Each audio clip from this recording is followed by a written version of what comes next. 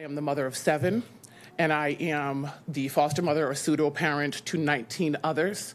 And I can speak personally to the direct effect that the Taylors have had on the students of Barnstable High School. I have no less than 8 individual students that call me mom that have graduated from that high school as a direct result of their involvement with Hope and Alik Taylor.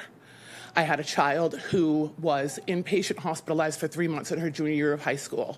Hope advocated for special education accommodations to help her get over the finish line and graduate on time with the rest of her class.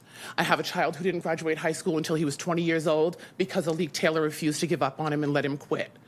Hope and Alik Taylor each have 29 years committed to this school district.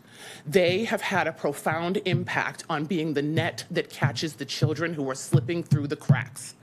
I hate to think about what the environment for children of color will be in this school district without the presence of Hope and Alik Taylor.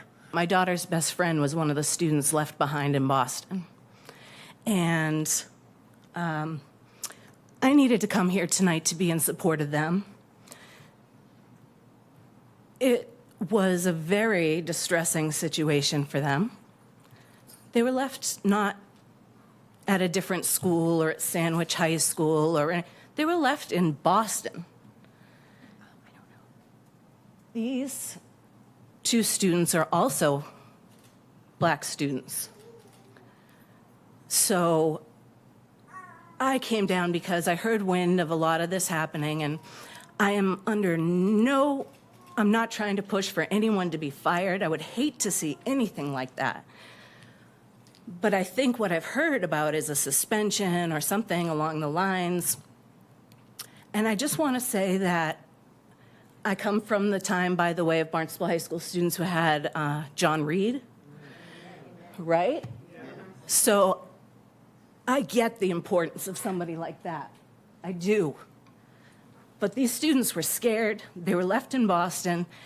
And I believe that if nothing else, a strong and solid change needs to be made about how we go on these field trips, taking attendance. Red Raider's in my blood. Red Raider is in my parents' blood, and it will forever be in their blood. They have been in this building for 30 years, and I understand that they need to take responsibility of what happened, but they are. For a month, almost 2 now. They've dealt with it. I am the older sister to one of the young girls who are left in Boston. This is not fair. This is unacceptable. You put children under the charge of responsible adults. And she got the best case scenario. This could be a totally different conversation. I could be mourning my sister right now. I'm sorry. I'm sorry to all the people. I've been through the Barnstable school system. I know the Taylors. I do appreciate what they do for this community, but this is so unacceptable. I do not think firing them is the right decision at all. But I think there needs to be training, and people need to be held accountable for their actions and their mistakes. I just wanted to make it clear. I understand there's a lot of love for my parents in this room right now, but I wanted to make it clear they were not the only chaperones there. There was another adult. So it's really hard to hear that negativity fall all on my parents when it wasn't them. The person that was in charge of making sure those kids were there did not do her job. My mom made sure, is everybody here? Yes, everybody's here. She's checking the list. Everybody's name was checked off. About 20 months ago, I had to go on, I went to jail. And my daughter was going to school.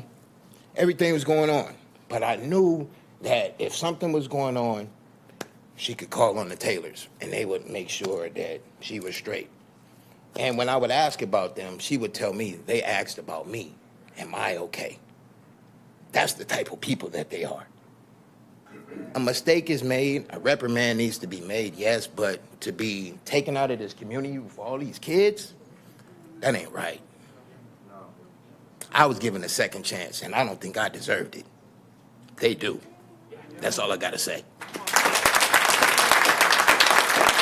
Thank you.